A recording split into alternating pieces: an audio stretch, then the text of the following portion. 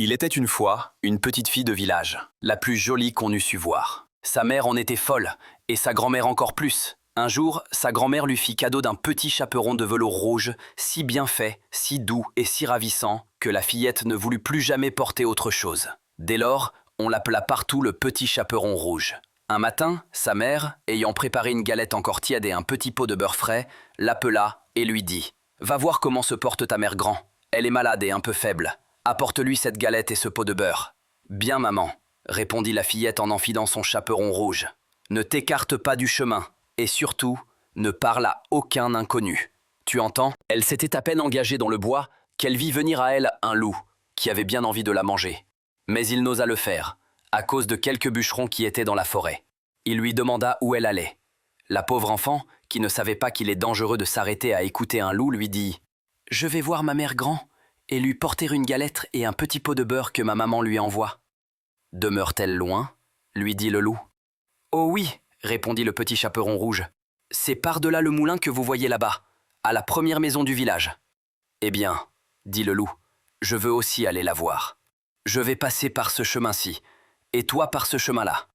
Et nous verrons qui y sera le plus tôt. » Là-dessus, il se mit à courir de toutes ses forces, par le chemin qui était le plus court, et la petite fille s'en alla par le chemin le plus long, s'amusant à cueillir des noisettes, à courir après des papillons, et à faire des bouquets des petites fleurs qu'elle rencontrait. Le loup ne fut pas long à arriver à la maison de la mère grand. Il frappe. Toc toc. « Qui est là ? » ?»« C'est votre petite fille, le petit chaperon rouge, » dit le loup, en contrefaisant sa voix, « qui vous apporte une galette et un petit pot de beurre que ma maman vous envoie. » La bonne mère grand, qui était dans son lit, à cause de sa fièvre, lui cria « Tire la chevillette et la bobinette chéra !» Le loup tira la chevillette et la porte s'ouvrit. Il se jette sur la vieille femme et la dévore en un clin d'œil, car il y avait bien longtemps qu'il n'avait mangé. Puis il ferme la porte, s'habille de la robe de la mère grand, met sa coiffe et se couche dans le lit, en tirant les rideaux. Un instant plus tard, le petit chaperon rouge arrive à son tour, tout joyeuse, un bouquet de fleurs à la main. Elle frappe à la porte. Toc toc. « Qui est là ? » ?»« C'est votre petite fille, le petit chaperon rouge, qui vous apporte une galette et un petit pot de beurre. » Le loup adoucit sa voix le mieux qu'il put. « Entre, ma chérie, tire la chevillette, la bobinette chéra. » Le petit chaperon rouge tira la chevillette, la porte s'ouvrit, et elle entra. Elle trouva sa grand-mère couchée, la tête bien cachée sous la coiffe. « Bonjour, ma mère grand, » dit-elle. « Comme vous avez une drôle de voix ?»« C'est pour mieux te saluer, mon enfant, » répondit le loup.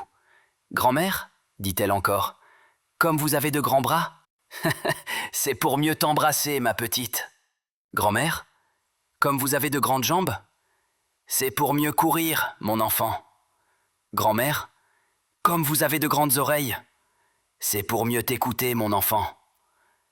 Grand-mère, comme vous avez de grands yeux, c'est pour mieux te voir, mon enfant.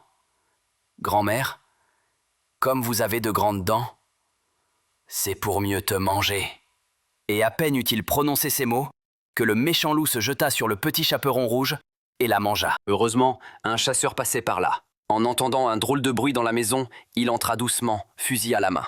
Il vit le loup, tout endormi, le ventre bien gonflé. « Tiens, se dit-il, ce loup a sans doute fait un bon festin. Et si c'était la grand-mère qui l'a mangé ?» Sans faire de bruit, il sortit un grand couteau et ouvrit doucement le ventre du loup. Il vit d'abord le bonnet rouge du petit chaperon, puis 2 yeux s'ouvrirent. Le petit chaperon rouge sauta dehors, saine et sauve. Puis ce fut au tour de la grand-mère, tout essoufflée, mais bien vivante. « Oh, merci, monsieur le chasseur !» s'écrièrent-elles en chœur. Pour éviter que le loup ne recommence, ils remplirent son ventre de pierre, puis le recousirent. Quand il se réveilla et voulut fuir, il tomba à la renverse. Les pierres étaient bien trop lourdes. Le loup ne fit plus jamais de mal à personne. Et le petit chaperon rouge promit de ne plus jamais s'éloigner du chemin.